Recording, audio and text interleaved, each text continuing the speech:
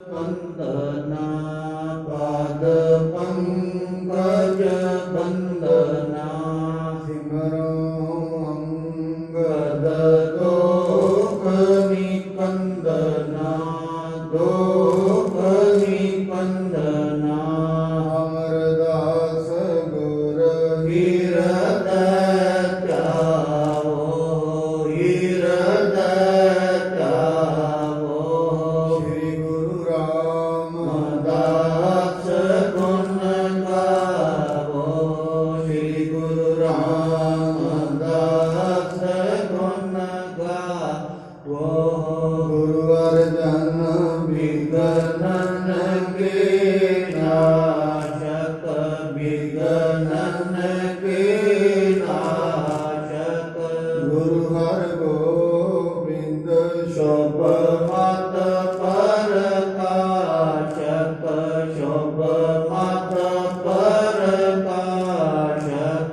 गुरु हर राय नमो कर जोरी नमो कर जोरी गुरु हर कृष्ण मनाई बहोरी मनाई बहोरी तेग बहादुर परम कृपाला जी परम कृपाला गुरु गोविंद सिंह बेसाला गुरु गोविंद सिंह बेसाला पुर पुन पुन सीसा जी पुन पुन सीसा बंदो बार बार जगदीशा बंदो बार बार जगदीशा। श्री गुरु तेग बहादुर महाराज जी के पावन पवित्र स्थान गुरुद्वारा शीशगंज साहिब विखे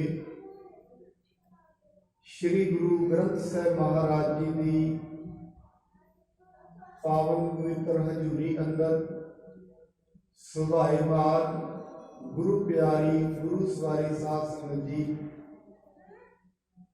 महाराज कितने भाग उद्यम लब देहन माया भाग उद्यम लब देहन माया नानक साध संग खल पंडित है। जदों मनुख उद्यम करे ਅਤੇ ਮਨੁੱਖ ਦੇ ਭਾਗ ਹੋਣ ਮਨੁੱਖ ਨੂੰ ਮਾਇਆ ਮਿਲਦੀ ਹੈ।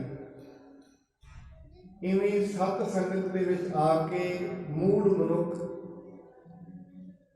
ਮਨੁੱਖ ਵੀ ਵਿਦਵਤਾ ਹਾਸਲ ਕਰ ਦਿੰਦਾ ਹੈ, ਪੰਡਿਤ ਬਣ ਜਾਂਦਾ ਹੈ। ਜਿਸ ਨੂੰ ਤਿੰਨਾਂ ਭਵਨਾਂ ਦੀ ਸੋਝੀ ਹੋ ਜਾਂਦੀ ਹੈ, ਐਸੀ ਸ਼ਕਤੀ ਸਾਧ ਸੰਗਤ ਦੇ ਵਿੱਚ ਹੈ। ਤਾਂ ਹੀ ਕਰਕੇ ਸਾਹਿਬ ਜੀ ਕਹਿੰਦੇ ਨੇ साध संग स्नेहम सत्यम सुख्यम बसंत नानक। इस करके सत संगत का जिहड़ा स्नेह है, सत संगत का जिहड़ा प्यार है, वो सच है, सदीवी है। सत संगत के प्यार के नाल कदे मनुख दे विच गिरावट नहीं आउंदी। सत संगत के नाल लग्या होया प्यार मनुख का सदीवी साथ निभाउंदा है। भावें दूजे तौर पर जिन्ने भी प्रेम मनुख बाहरी दुनिया नाल करदा है, वो प्रेम सदीवी इस दे नाल नहीं मिलते। असल दे विच सत शब्द वरतिया महाराज ने। सच का मतलब हुंदा है जिहड़ी चीज दे विच ऊंच ते नीव ना होए, जिहड़ी चीज घटे वधे ना, उहनूं सच कहा जाता है। दूजे शब्दों में कहा जाए, जिस वस्तु दे विच बदलाव नहीं आता वो सच है। झूठ की है? जो अज ते है कल ना हो, वो झूठ है। जो अज ते है कल खत्म हो जाएगा वो झूठ है। सच की है जो अज भी है कल भी रहेगा। जदों ये दुनिया नहीं रहेगी तां भी रहेगा वो सच। जो आद सच जुगाद सच है भी सच नानक होसी भी सच। जो अज भी है वो सिर्फ एक परमात्मा है, एक वाहिगुरु है जो सदैवी है, जो हमेशा दुनिया ना भी रहे फिर भी हो। दुनिया के होने दे नाल परमात्मा नहीं हुंदा, परमात्मा है तो दुनिया है। ये नहीं है दुनिया है तां परमात्मा नहीं, ओदे तो दुनिया बनी है, वो है तां दुनिया है। जे वो नहीं होएगा फिर कुछ भी नहीं होएगा। दुनिया की तो कल्पना ही नहीं की जा सकती की होएगा, कुछ भी नहीं होएगा। इस करके सत संगत जिहड़ी ये मनुख के अंदर दैवी गुण प्रगट करती है। मनुख के मन के विचों विकारां नूं कढदी है। हौली हौली मनुख के मन के उत्ते सट वजदी है, संस्कार बदलते हैं। सत संगत दे विच आके मनुख नूं सच अते झूठ का ज्ञान हुंदा है, फर्क करना शुरू करता है। मनुख की समझ बढ़ती है, सोझी पैंदी है। सत संगत तो बिना सोझी अज तक ना किसी नूं पई है ना पैनी। दुनियावी तौर पर मनुख विद्वान हो सकता है, फिलोसफर हो सकता है दुनिया के तौर पर, पर याद रखना सार्थक दुनियावी तौर पर विद्वान तो हो सकता है, ज्ञानवान तो हो सकता है, पर यह जरूरी नहीं है परमात्मा ने चलते हो समझदार भी है, ये जरूरी नहीं है। ताई करके महाराज कहते जेडे दुनिया के बड़ी बड़ी बहुत विद्वान होंगे ने, परमात्मा के दर से न्याणे होंगे। जिन्होंने दुनिया बहुत सियाणा आलम फाजल समझती है, परमात्मा के दर से वो बिल्कुल न्याणे ने, उहदे दर से उन्होंने कोई कदर नहीं। इस करके महाराज बाणी के विच शब्द वरत्या, जे मनुख दुनियावी तौर पर कीर्ति भी हासिल कर रहे, जे युग चारे कारजा होर दसूणी होए, नवां खंडां विच जाणिया, इन्नी विद्या होए नवां खंडियां विच लोकां नूं जाणिया जाए, इन्ना सियाणा होए, इन्ना माया होए, इन्ने पैसे होण, नवां खंडां विच जाणिया नाल चलै सब कोई। चंगा नाम रखाए कै जस कीरत जग ले, जे तिस नजर ना आवई ना बात ना पूछे के। जे परमात्मा की नजर दे विच नहीं आया, ओदी किसी ने बात भी नहीं पूछनी, पता नहीं किन्नियां दुनिया दे विच पिया रहेगा। इस करके महाराज कहते हैं परमात्मा निर्गुणियारियां नूं गुणवान करता है, नानक निर्गुण गुण करे, गुणवंतियां गुण दे। जिहड़े पहला ही गुणवान ने उन्हां नूं होर गुण दिंदा है। नानक निर्गुण गुण करे, गुणवंतियां गुण दे। तेहा कोई ना सुझई जे तिस गुण कोई करे।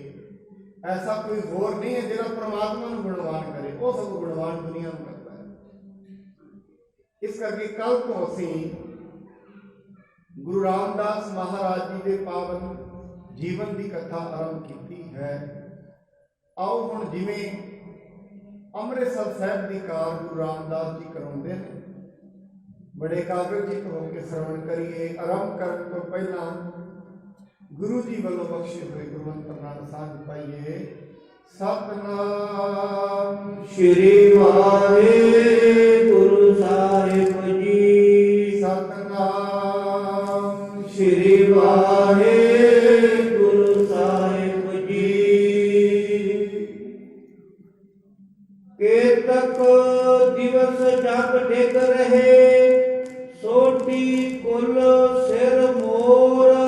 महाराज गुरु रामदास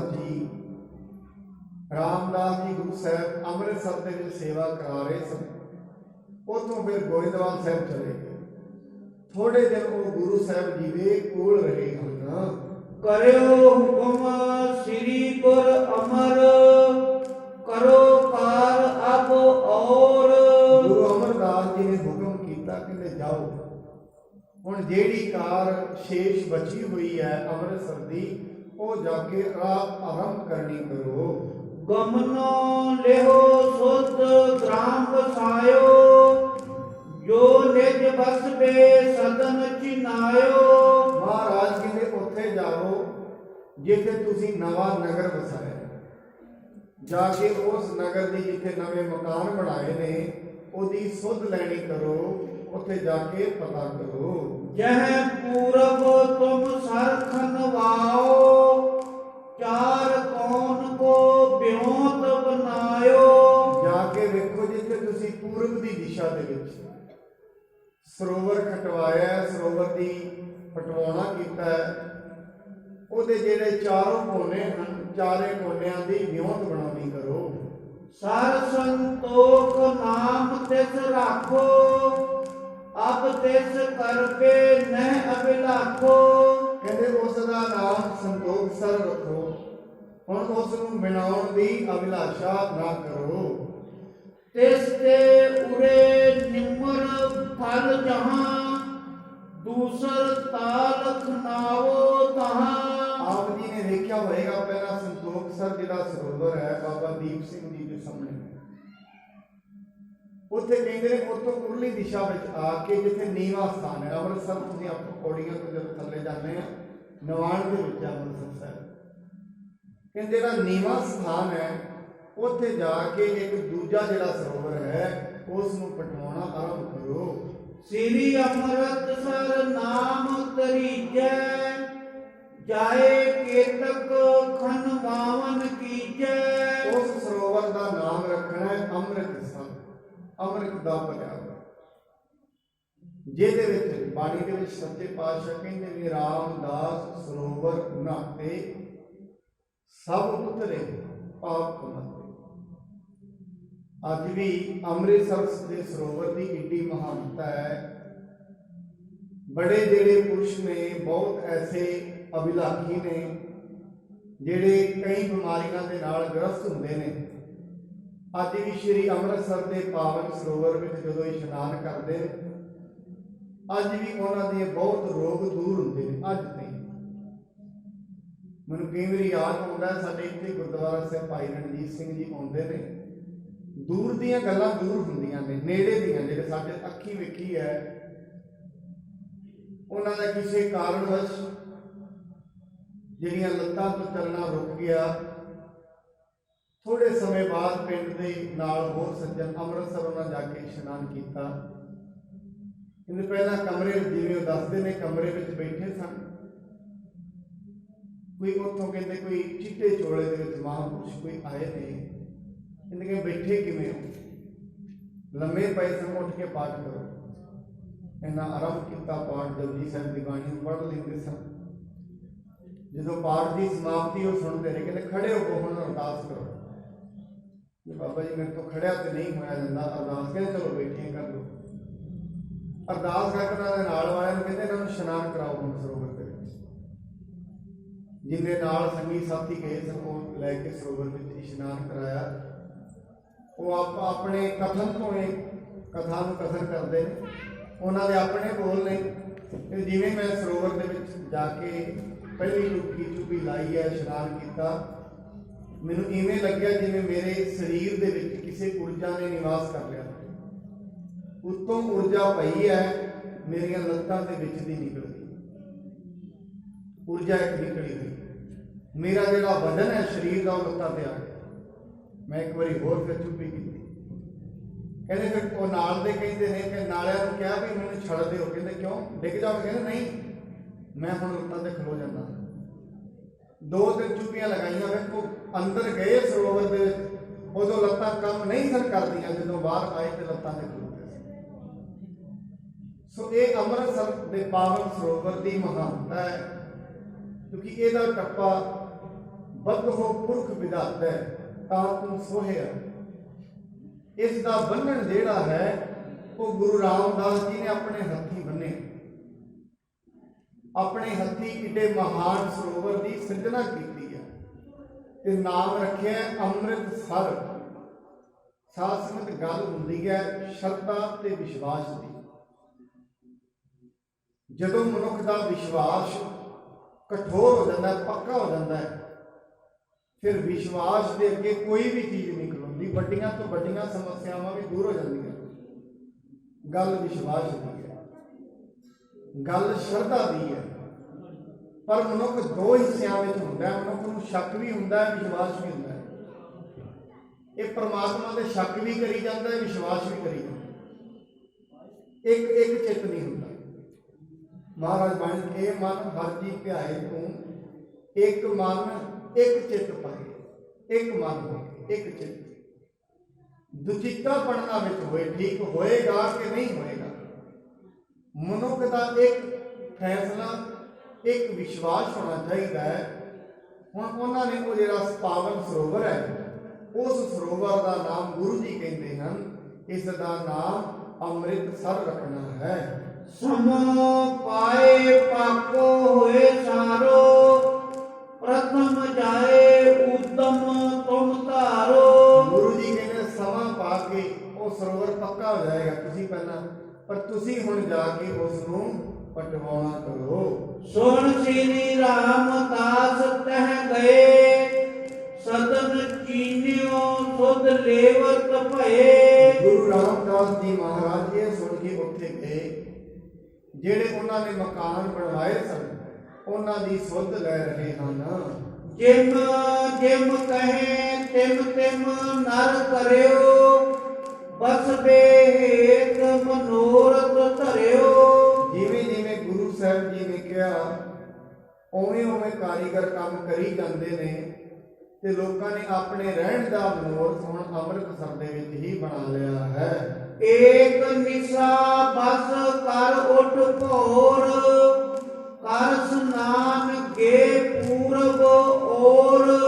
ਇੱਕ ਰਾਤ ਰਹਿ ਕੇ ਸੱਚੇ ਪਾਤਸ਼ਾਹ ਜੀ ਸਵੇਰੇ ਉੱਠ ਕੇ ਪੂਰਬ ਦਿਸ਼ਾ ਦੀ ਵੱਲ ਗਏ ਹਨ। ਬ੍ਰਿਧ ਕੋ ਸੰਗ ਲਏ ਚੱਲ ਆਏ, ਸਤਿਗੁਰ ਜਿਸ ਦਿਸ ਪਤੇ ਬਤਾਏ। ਬਾਬਾ ਬੁੱਢਾ ਜੀ ਨੂੰ ਨਾਲ ਲੈ ਕੇ ਉਸ ਪਾਸੇ ਚੱਲ ਪਏ ਹਨ ਜਿਸ ਪਾਸੇ ਗੁਰੂ ਸਾਹਿਬ ਜੀ ਨੇ ਪਤਾ ਦੱਸਿਆ ਸੀ। ਬਹੁ ਬਦਰੀ ਥਲ ਵਿਆਪਤ ਹੇਰਾ, ਇਹ ਨਿਮਰ ਜਲ ਵਿਕਿਰੈ ਕਨੇਰਾ। ਉਹਨਾਂ ਨੇ ਜਾ ਕੇ ਵੇਖਿਆ, ਜਿਹੜੇ ਟਿਕਾਣਾ ਗੁਰੂ ਜੀ ਨੇ ਦੱਸਿਆ ਉੱਥੇ ਬੜੀਆਂ ਬੇਰੀਆਂ ਲੱਗੀਆਂ। ਉਹ ਬੇਰੀਆਂ ਵੇਖੀਆਂ ਦੂਰੋਂ ਜਾ ਕੇ, ਬੇਰੀਆਂ ਦੇ ਨਾਲ ਵੇਖਿਆ ਉੱਥੇ ਪਾਣੀ ਖੜਾ ਹੈ। ਨੀਵਾਂ ਸਥਾਨ ਹੈ, ਨੀਵੇਂ ਸਥਾਨ ਵਿੱਚ ਅਕਸਰ ਪਾਣੀ ਖਲੋਂਦਾ ਹੀ ਹੈ। ਗੁਰੂ ਜੀ ਦੇ ਦੱਸੇ ਮੁਤਾਬਕ ਉਹਨਾਂ ਨੇ ਸਥਾਨ ਵੇਖ ਲਿਆ ਹੈ। ਇਤ ਉਤ ਫਿਰ ਕਰ ਨਿਸ਼ਚੇ ਕੀਨਾ, ਪਤਾ ਦੀਨ ਸੋ ਨੀਕੇ ਚੀਨਾ। ਉਹਨਾਂ ਨੇ ਫਿਰ ਵੀ ਜਾ ਕੇ ਇੱਧਰ ਉੱਧਰ ਵੇਖਿਆ। ਫਿਰ ਆਪਸ ਦੇ ਵਿੱਚ ਸਲਾਹ ਕੀਤੀ ਗੁਰੂ ਰਾਮਦਾਸ ਜੀ ਨੇ, ਬਾਬਾ ਬੁੱਢਾ ਸਾਹਿਬ ਜੀ ਨੇ, ਕਿ ਜੋ ਗੁਰੂ ਸਾਹਿਬ ਜੀ ਨੇ ਦੱਸਿਆ ਲੱਗਦਾ ਇਹ ਉਹੀ ਸਥਾਨ ਹੈ। ਆਪ ਤੇ ਗੁਰੂ ਜੀ ਨਹੀਂ ਆਏ, ਉੱਥੋਂ ਹੀ ਦੱਸਿਆ। ਇਹ ਸਥਾਨ ਨੀਵਾਂ ਵੀ ਹੈ ਔਰ ਇਹ ਪੂਰਬ ਦੀ ਦਿਸ਼ਾ ਵੱਲ ਵੀ ਹੈ ਔਰ ਪਾਣੀ ਵੀ ਖੜਾ ਹੈ ਅਤੇ ਬੇਰੀਆਂ ਵੀ ਲੱਗੀਆਂ ਹਨ। ਬ੍ਰਿਧ ਕੇ ਸੰਪਤ ਹੋਏ ਸੋ ਟੋਰਾ, ਸੋ ਥਲ ਪੇਖਤ ਫਿਰੇ ਚੋ ਔਰਾ। ਬਾਬਾ ਬੁੱਢਾ ਜੀ ਨੂੰ ਨਾਲ ਲੈ ਕੇ ਸਲਾਹ ਕਰਕੇ ਫਿਰ ਵੀ ਚਾਰੇ ਪਾਸੇ ਗੁਰੂ ਸਾਹਿਬ ਜੀ ਖੋਜ ਕਰਦੇ ਨੇ, ਉਸ ਸਥਾਨ ਨੂੰ ਲੱਭ ਰਹੇ ਹਨ। ਬਾਰ ਬਾਰ ਨਿਸ਼ਚੇ ਕਰ ਆਛੇ, ਗੁਰਬਰ ਤੇ ਸਿਰਜਨ ਸਰ ਬਾਛੇ। ਬਾਰ ਬਾਰ ਚੰਗੀ ਤਰ੍ਹਾਂ ਨਿਸ਼ਚਾ ਕਰਕੇ ਗੁਰੂ ਜੀ ਦੇ ਵਾਰ ਨਾਲ ਸਰੋਵਰ ਦੀ ਜਿਹੜੀ ਹੁਣ ਸਿਰਜਣਾ ਕਰਨੀ ਉਹ ਚਾਹੁੰਦੇ ਹਨ। ਕਰੀ ਠੀਕ ਤਿਸ ਦਿਨ ਫਿਰ ਸਾਰੇ, ਤਰੇ ਚਿਨ੍ਹੇ ਕਛ ਗ੍ਰਾਮ ਪਧਾਰੇ। ਉਸ ਦਿਨ ਚਾਰੇ ਬੰਨੇ ਫਿਰ ਕੇ ਗੁਰੂ ਸਾਹਿਬ ਜੀ ਨੇ ਨਿਸ਼ਚਾ ਕਰ ਲਿਆ ਕਿ ਉਹੀ ਸਥਾਨ ਹੈ। ਫਿਰ ਚਾਰੇ ਬੰਨੇ ਉੱਥੇ ਨਿਸ਼ਾਨੀਆਂ ਲਗਾ ਦਿੱਤੀਆਂ ਹਨ। ਪਠੇ ਸਿੱਖੇ ਲੈਪੇ ਮਿਸ਼ਟਾਨ, ਅਰ ਮਜੂਰ ਗਨ ਲੇਨ ਮਹਾਨ। ਫਿਰ ਉਹਨਾਂ ਸਿੱਖਾਂ ਨੂੰ ਆਖਿਆ ਜਾਓ ਭਾਈ ਹੁਣ ਮਠਾਈ ਲੈ ਕੇ ਆਓ ਤੇ ਨਾਲ ਹੋਰ ਮਜ਼ਦੂਰ ਵੀ ਲੈ ਕੇ ਆਓ, ਕਿਉਂਕਿ ਹੁਣ ਅਸੀਂ ਸਰੋਵਰ ਦੀ ਖੁਦਵਾਈ ਕਰਾਉਣੀ ਹੈ। ਭਈ ਪ੍ਰਭਾਤ ਕ੍ਰਿਆ ਕਰ ਭਲੇ, ਲੈ ਨਰ ਟੋਲ ਕਿਸੀ ਦਿਸ ਚੱਲੇ। ਅਗਲੀ ਸਵੇਰ ਹੁੰਦਿਆਂ ਹੀ ਗੁਰੂ ਸਾਹਿਬ ਜੀ ਨਾਲ ਮਜ਼ਦੂਰਾਂ ਨੂੰ ਲੈ ਕੇ ਉਸ ਦਿਸ਼ਾ ਵੱਲ ਚੱਲ ਪਏ ਹਨ। ਸ੍ਰੀ ਨਾਨਕ ਆਦਿਕ ਲੈ ਨਾਏ, ਕਰ ਅਰਦਾਸ ਸੀਸ ਨਿਹਰਾਏ। ਪਹਿਲਾਂ ਜਿਹੜੀ ਹੁਣ ਤੇ ਅਰਦਾਸ ਅਸੀਂ 9 ਪਾਤਸ਼ਾਹੀਆਂ ਦਾ ਨਾਮ ਲੈਂਦੇ ਆ, ਇਹ 9 ਪਾਤਸ਼ਾਹ ਤੇ ਜਿਹੜੀ ਅਰਦਾਸ ਲਿਖੀ ਹੈ ਗੁਰੂ ਗੋਬਿੰਦ ਸਿੰਘ ਮਹਾਰਾਜ ਜੀ ਨੇ ਲਿਖੀ ਹੈ। ਪ੍ਰਿਥਮ ਭਗਵਤੀ ਸਿਮਰ ਕੈ ਗੁਰੂ ਨਾਨਕ ਲਈ ਦਿਆ। ਇਹ ਅਰਦਾਸ ਸ਼੍ਰੀ ਦਸਮ ਗ੍ਰੰਥ ਦੇ ਵਿੱਚ ਗੁਰੂ ਸਾਹਿਬ ਜੀ ਨੇ ਆਪ ਅੰਕਿਤ ਕੀਤੀ, ਜੋ ਮਹਾਰਾਜ ਜੀ ਨੇ ਆਪਣੀ ਬਾਣੀ ਲਿਖੀ ਹੈ ਸ਼੍ਰੀ ਦਸਮ ਗ੍ਰੰਥ ਦੇ ਵਿੱਚ। ਇਹ ਮਹਾਰਾਜ ਜੀ ਦੀ ਅੰਕਿਤ ਕੀਤੀ ਹੈ ਉਸ ਸਮੇਂ ਜਿਹੜਾ ਵੀ ਸਿੱਖ ਕੰਮ ਆਰੰਭ ਕਰਦੇ ਸਨ ਉਹਦੇ ਵਿੱਚ, ਕਿਉਂਕਿ ਉਦੋਂ ਗੁਰੂ ਰਾਮ ਅਮਰਦਾਸ ਜੀ ਮਹਾਰਾਜ ਗੁਰਤਾ ਗੱਦੀ ਤੇ ਸਨ, ਸੋ ਸਿੱਖ ਪਹਿਲਾਂ ਗੁਰੂ ਨਾਨਕ ਦੇਵ ਜੀ ਦਾ ਨਾਮ ਲੈਂਦੇ ਸਨ, ਫਿਰ ਗੁਰੂ ਅੰਗਦ ਸਾਹਿਬ ਜੀ ਦਾ ਲੈਂਦੇ ਸਨ, ਫਿਰ ਗੁਰੂ ਅਮਰਦਾਸ ਜੀ ਦਾ, ਫਿਰ ਕੋਈ ਕਾਰਜ ਆਰੰਭ ਕਰਦੇ ਸਨ। ਬ੍ਰਿਧ ਬਚ ਤੇ ਲੇਖਨਨੀ ਹਾਥ, ਤਕ ਲਾਇਸ ਚਿਤਵਤ ਗੁਰਨਾਥ। ਬਾਬਾ ਬੁੱਢਾ ਜੀ ਪਾਸੋਂ ਸਾਰੇ ਗੁਰੂ ਸਾਹਿਬਾਨਾਂ ਦਾ ਧਿਆਨ ਧਰ ਕੇ ਗੁਰੂ ਸਾਹਿਬ ਜੀ ਨੇ ਕਈ ਦੇ ਨਾਲ ਪਾਵਨ ਸਰੋਵਰ ਦਾ ਟੱਕ ਲਾ ਦਿੱਤਾ ਹੈ।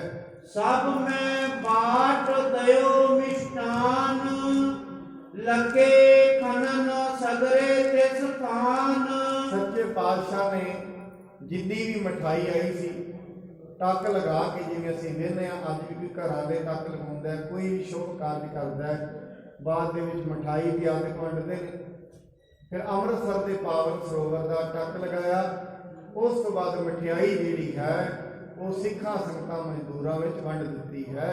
ਕੇਤਕ ਸਿਰ ਧਰ ਬਹਿਰ ਗਿਰਾਵੇ, ਕੇਤਕ ਖਨ ਖਨ ਤਿਨਹੂ ਉਚਾਵੇ।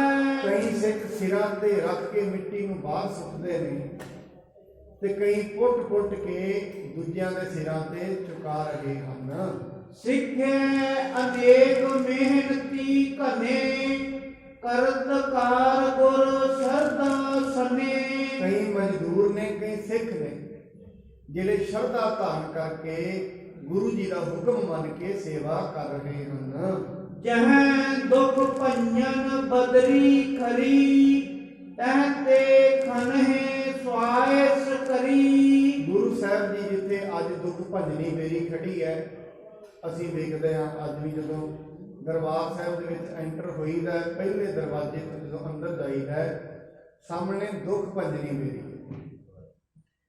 ਉਹ ਦੁੱਖ ਭੰਜਨੀ ਬੇਰੀ ਦੇ ਕੋਲੋਂ ਗੁਰੂ ਸਾਹਿਬ ਜੀ ਨੇ ਪਟਵਾਉਣਾ ਆਰੰਭ ਕੀਤਾ ਹੈ। ਆਪ ਨਿਕਟ ਬੈਠੇ ਬਚ ਕਹੈ, ਮਿੱਤਰ ਕਾ ਵਹਿਰ ਗਿਰਾਵਤ ਲਹੈ। ਮਹਾਰਾਜ ਆਪ ਵੀ ਉੱਥੇ ਬੈਠੇ ਨੇ, ਸੰਗਤਾਂ ਨੂੰ ਨਾਲ ਉਪਦੇਸ਼ ਦਿੰਦੇ ਨੇ, ਨਾਲ ਕਹਿੰਦੇ ਨੇ ਭਾਈ ਜਿਹੜੀ ਮਿੱਟੀ ਹੈ ਤੁਸੀਂ ਬਾਹਰ ਸੁੱਟੀ ਚਲੋ। ਇਸੀ ਪ੍ਰਕਾਰ ਖਣਤ ਦਿਨ ਸਾਰੇ, ਭੀ ਸੰਧਿਆ ਦਿਸ ਗ੍ਰਾਮ ਪਧਾਰੇ। ਇਸ ਤਰੀਕੇ ਨਾਲ ਸਾਰਾ ਦਿਨ ਸਰੋਵਰ ਦੀ ਪਟਾਈ ਹੁੰਦੀ ਰਹੀ। ਜਦ ਸ਼ਾਮ ਹੋ ਗਈ ਸਾਰੇ ਆਪੋ ਆਪਣੇ ਪਿੰਡਾਂ ਵੱਲ ਨੂੰ ਚਲੇ ਗਏ ਹਨ। ਹੋਤ ਪ੍ਰਾਤ ਸਭ ਕੋ ਸੰਗ ਲੈ ਕੇ, ਕਾਰ ਕਰਾਵਤ ਤਹਾਂ ਥਿਰੈ ਕੇ। ਮਹਾਰਾਜ ਆਪ ਉੱਥੇ ਰਹਿ ਕੇ ਸਾਰਿਆਂ ਨੂੰ ਨਾਲ ਲੈ ਕੇ ਸ਼੍ਰੀ ਅੰਮ੍ਰਿਤਸਰ ਸਾਹਿਬ ਦੇ ਪਾਵਨ ਸਰੋਵਰ ਦੀ ਪਟਵਾਈ ਕਰਾ ਰਹੇ ਹਨ। ਕੇਤਕ ਮਾਸ ਇਮ ਕੀਨ ਖਨਾਵਨ, ਮ੍ਰਿਤਕਾ ਅਧਿਕ ਕਰਹਿ ਮਿਕ ਸਾਵਨ। ਕਿੰਨੇ ਮਹੀਨਿਆਂ ਤਾਈਂ ਸਰੋਵਰ ਦੀ ਸੇਵਾ ਚੱਲਦੀ ਰਹੀ। ਸੰਗਤਾਂ ਨੇ ਮਿੱਟੀ ਨੂੰ ਬਾਹਰ ਕੱਢ ਕੇ ਬਾਹਰ ਢੇਰ ਲਗਾ ਦਿੱਤੇ ਹਨ। ਗੁਰਤਾ ਦੇਨ ਸਮੁ ਤਬ ਆਵਾ, ਸ੍ਰੀ ਗੁਰ ਅਮਰ ਇਨਹੂ ਬੁਲਵਾਵਾ। ਉਧਰ ਗੁਰੂ ਅਮਰਦਾਸ ਜੀ ਨੇ ਸੋਚਿਆ ਹੁਣ ਇਹਨਾਂ ਨੂੰ ਗੁਰਤਾ ਗੱਦੀ ਦੇਣ ਦਾ ਟਾਈਮ ਹੈ। ਗੁਰੂ ਨਹੀਂ ਸੀ ਬਣੇ ਹਜੇ, ਅਜੇ ਭਾਈ ਜੇਠਾ ਹੀ ਸਨ, ਸੇਵਾ ਹੀ ਕਰਾ ਰਹੇ ਸਨ। ਗੁਰੂ ਅਮਰਦਾਸ ਜੀ ਨੇ ਸੋਚਿਆ ਹੁਣ ਇਹਨਾਂ ਨੂੰ ਗੁਰਤਾ ਗੱਦੀ ਦੇਣ ਦਾ ਸਮਾਂ ਆ ਗਿਆ ਹੈ।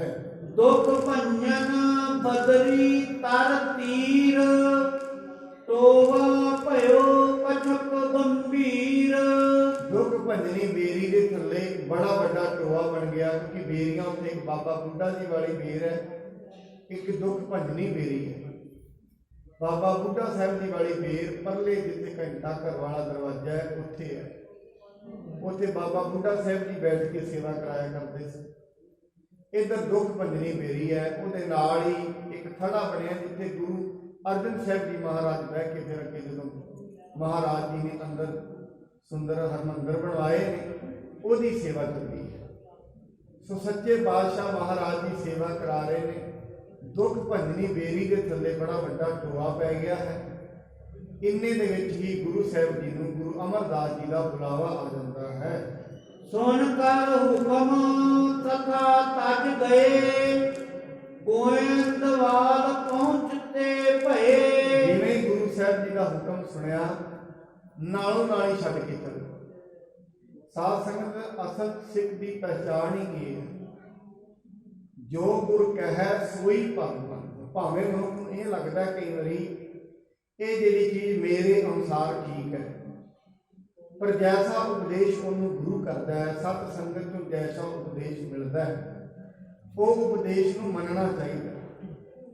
ਨਿਆਦ ਆਉਂਦਾ ਕਈ ਵਾਰੀ ਜਦੋਂ ਰਾਵਣ ਮਰਨ ਦੇ ਕੰਢੇ ਪਿਆ ਸੀ, ਰਾਮਚੰਦਰ ਜੀ ਉਹਨੂੰ ਕਹਿੰਦੇ ਨੇ, ਜਾ ਲਕਸ਼ਮਣ, ਦੁਨੀਆ ਤੋਂ ਬੜਾ ਵੱਡਾ ਮਨੁੱਖ, ਗਿਆਨੀ ਮਨੁੱਖ ਜਾ ਰਿਹਾ ਹੈ, ਅੰਤਮ ਵਾਰ ਉਤੋਂ ਕੋਈ ਉਪਦੇਸ਼ ਲੈ। ਲਕਸ਼ਮਣ ਤੁਰਿਆ, ਲਕਸ਼ਮਣ ਜੀ ਜਾਂਦੇ ਨੇ, ਜਾ ਕੇ ਰਾਵਣ ਦੇ ਸਿਰ ਵੱਲ ਖਲੋ ਜਾਂਦੇ। ਉਹ ਕੁਛ ਨਹੀਂ ਬੋਲਦਾ, ਵਾਪਸ ਆ ਜਾਂਦੇ ਨੇ। ਆ ਕੇ ਕਹਿੰਦੇ ਨੇ, ਸ਼੍ਰੀ ਰਾਮਚੰਦਰ ਜੀ ਉਹ ਕੁਛ ਬੋਲਦੇ ਨਹੀਂ।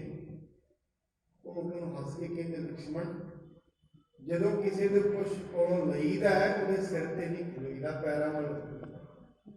ਪਹਿਲਾਂ ਤੇ ਲੈਣ ਦਾ ਹੀ ਘੱਟੋ ਘੱਟ ਤਰੀਕਾ ਇਹ ਹੈ, ਨੀਵੇਂ ਹੋਈਦਾ, ਉਹਦੇ ਚਰਨਾਂ 'ਚ ਖਲੋਈਦਾ, ਉਹਦੇ ਚਰਨਾਂ 'ਚ ਸਿਰ ਰੱਖੀਦਾ, ਤਾਂ ਹੀ ਤੇ ਕੁਛ ਅਗਲਾ ਦਵੇਗਾ। ਸਿਰ ਤੇ ਖਲੋਣ ਦਾ ਭਾਵ ਇਹ ਹੁੰਦਾ, ਮੈਂ ਸਭ ਕੁਝ ਜਾਣਦਾ। ਉਹ ਹੰਕਾਰ ਹੈ। ਜਦੋਂ ਕੋਈ ਸਿਰ ਤੇ ਖੜਾ, ਕੁਛ ਨਹੀਂ ਪ੍ਰਾਪਤ ਹੋਏਗਾ, ਚਲਾ ਗਿਆ ਵਾਪਸ, ਜਾ ਕੇ ਪੈਰਾਂ ਵੱਲ ਮੁੜਦਾ। ਰਾਵਣ ਉਹਨੂੰ ਕਹਿੰਦਾ ਹੈ, ਕਹਿੰਦੇ, ਲਕਸ਼ਮਣ, ਦੁਨੀਆ ਦਾ ਇੱਕੋ ਹੀ ਉਪਦੇਸ਼ ਹੈ, ਸਭ ਤੋਂ ਵੱਡਾ। ਕਹਿੰਦੇ, ਜਦੋਂ ਵੀ ਤੇਰੇ ਦਿਮਾਗ ਦੇ ਵਿੱਚ ਕੋਈ ਧਰਮ ਦਾ ਕਾਰਿਆ ਕਰਨ ਦੀ ਗੱਲ ਆਏ, ਬਿਨਾਂ ਸੋਚੇ ਸਮਝੇ ਧਰਮ ਦਾ ਕਾਰਿਆ ਕਰ ਦੇ।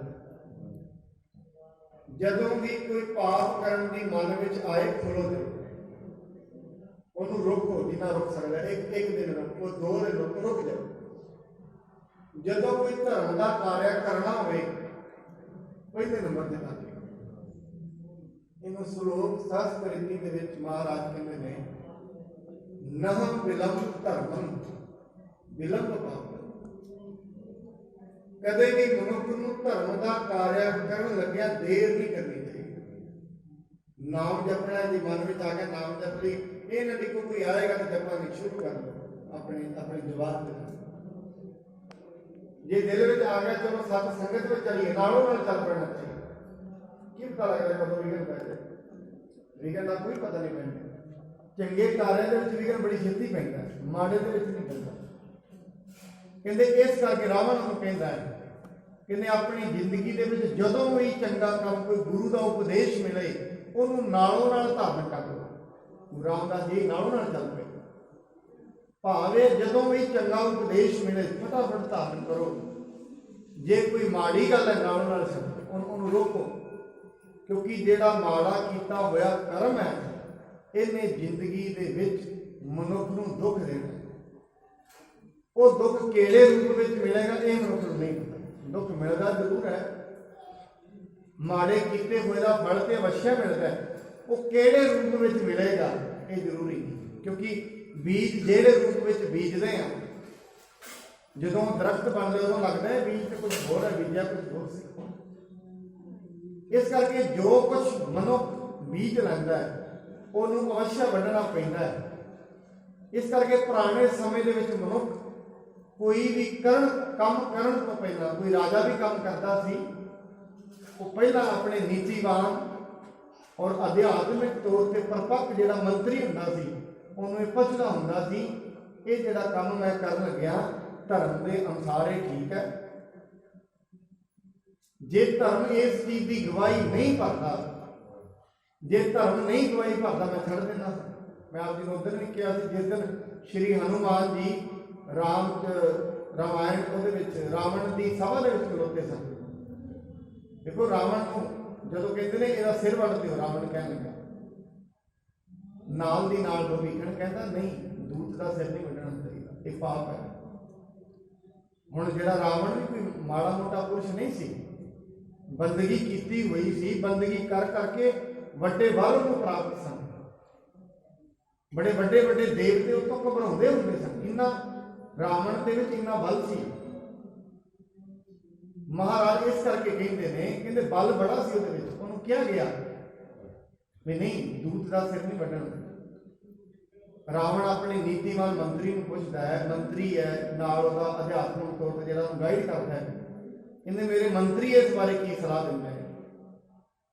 ਉਹ ਕਹਿੰਦੇ ਨੇ ਨਹੀਂ, ਸਾਡੀ ਤੇ ਇਹ ਸਲਾਹ ਹੈ, ਸਾਨੂੰ ਮਾਫ ਕਰੀ ਰਾਵਣ, ਸਲਾਹ ਪਰ ਇਹ ਹੈ ਦੂਤ ਦਾ ਸਿਰ ਨਹੀਂ ਕਦੇ ਵੱਢਣਾ ਚਾਹੀਦਾ, ਕਿਉਂਕਿ ਦੂਤ ਆਪਣੇ ਮਾਲਕ ਦੇ ਵੱਸ ਹੁੰਦਾ ਹੈ ਤੇ ਦੂਤ ਦਾ ਇੱਕ ਕਰਤੱਵ ਹੁੰਦਾ ਹੈ, ਭਾਵੇਂ ਦੁਸ਼ਮਣ ਦੀ ਸਭਾ ਦੇ ਵਿੱਚ ਖਲੋਤਾ ਹੈ, ਆਪਣੇ ਮਾਲਕ ਦੀ ਸਿਫਤ ਕਰਨੀ। ਹਾਂ, ਉਹਨੂੰ ਹੋਰ ਕੰਮ ਕੀਤੇ ਜਾ ਸਕਦੇ ਨੇ। ਫਿਰ ਰਾਵਣ ਨੇ ਹੁਕਮ ਦਿੱਤਾ ਸੀ, ਬਾਨਰਾਂ ਨੂੰ ਉਹਨਾਂ ਦੀ ਪੂੰਛ ਬੜੀ ਪਿਆਰੀ ਹੁੰਦੀ ਹੈ, ਇਹਦੀ ਪੂੰਛ ਨੂੰ ਅੱਗ ਲਾ। ਸੋ ਸਾਧ ਸੰਗਤ, ਜਦੋਂ ਵੀ ਮਨੁੱਖ ਕੋਈ ਕਰਮ ਕਰੇ, ਵੱਡੇ ਤੋਂ ਵੱਡਾ ਕਰੇ, ਛੋਟੇ ਤੋਂ ਛੋਟਾ ਕਰੇ, ਇੱਕ ਵਾਰੀ ਵੇਖ ਲਏ। ਜੇ ਮੈਂ ਗੁਰੂ ਦੇ ਲੜ ਲੱਗਿਆ ਕਿ ਗੁਰਬਾਣੀ ਇਸ ਦੀ ਹਦਾਇਤ ਕਹਿੰਦੀ ਹੈ, ਗੁਰਬਾਣੀ ਇਹਨੂੰ ਕਹਿੰਦੀ ਹੈ ਕਰਨਾ ਚਾਹੀਦਾ। ਕੋਈ ਵੀ ਕਾਰਜ ਕਰੇ, ਕਿਉਂਕਿ ਇਹ ਨਹੀਂ ਪਤਾ ਕਿਹੜਾ ਕਾਰਜ ਗਲਤ ਹੋ ਜਾਏ ਤੇ ਸਾਰੀ ਜ਼ਿੰਦਗੀ ਤਹਿਸ ਨਹਿਸ ਕਰ ਦੇ, ਕੋਈ ਪਤਾ ਨਹੀਂ। ਕਈ ਵਾਰੀ ਮਨੁੱਖ ਤੋਂ ਕੋਈ ਐਸਾ ਕਰਮ ਹੋ ਜਾਂਦਾ ਹੈ ਅਣਜਾਣਪਣੇ ਚ, ਉਹ ਕਰਮ ਕੀਤਾ ਹੋਇਆ ਉਹਨੇ ਸਾਰੇ ਘਰ ਨੂੰ ਬਰਬਾਦ ਕਰ ਦਿੰਦਾ। ਐਸਾ ਕੰਮ ਹੁੰਦਾ। ਭਾਵੇਂ ਅੱਜ ਦੇ ਮਨੁੱਖ ਇਹਨਾਂ ਚੀਜ਼ਾਂ ਦੇ ਵਿਚਾਰ ਘੱਟ ਕਰਦੇ ਨੇ, ਪਹਿਲਾਂ ਸਿਆਣੇ ਬਜ਼ੁਰਗ ਵਿਚਾਰ ਕਰਦੇ ਹੁੰਦੇ ਸਨ, ਕੋਈ ਕਰ ਆਪ ਨਾ ਕਰਨਾ, ਆਪਣੇ ਮਹੱਲੇ ਵਾਲੇ ਬਰਾਦਰੀ ਨੂੰ ਪੁੱਛਣਾ, ਕਿਸੇ ਸਿਆਣੇ ਨੂੰ ਪੁੱਛਣਾ। ਅੱਜ ਤੇ ਨਹੀਂ, ਪਹਿਲਾਂ ਚਲੋ ਗੁਰਦੁਆਰਾ ਸਾਹਿਬ ਦੇ ਗ੍ਰੰਥੀ ਹੁੰਦੇ, ਸੂਝਵਾਨ ਹੁੰਦੇ ਸਨ, ਉਹਨਾਂ ਨੂੰ ਵੀ ਲੋਕੀ ਜਾ ਕੇ ਪੁੱਛ ਲੈਂਦੇ ਸਨ ਵੀ ਗੁਰਬਾਣੀ ਇਹ ਚੀਜ਼ ਦੀ ਹਮਾਇਤ ਕਰਦੀ ਹੈ।